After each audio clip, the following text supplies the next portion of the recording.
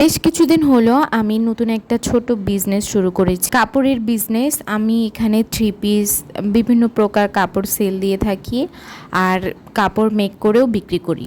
একজন আপু আমাকে প্লাজো কাটিং পায়জামা অর্ডার করেছিল, সেই পায়জামাটাই কাটছিলাম, ভাবলাম আপনাদের সাথেও শেয়ার করি। আমাদের পেজে কিন্তু বিভিন্ন প্রকার ড্রেস পাওয়া যায়, বিভিন্ন রকমের ড্রেস পাওয়া যায়। যে সমস্ত আপুরা নতুন সেলাই কাজ শুরু করেছো তারা কিন্তু আজকে আমার ভিডিওটা দেখে শিখে নিতে পারো কিভাবে প্লাজো কাটিং পায়জামা খুব সহজেই কেটে সেলাই করতে পারো। যাই হোক, কথা বলতে বলতে আমার কিন্তু কেটে নেওয়া একেবারেই শেষ। এখন আমি সেলাই করব। প্রথমে আমি পায়জামার দুটি পার্ট থেকে একটি পার্টকে আলাদা করে নিচ্ছি, তারপর পায়জামার যে পায়ের মুহুরিটা আছে এটাই প্রথমে সেলাই করে নিব।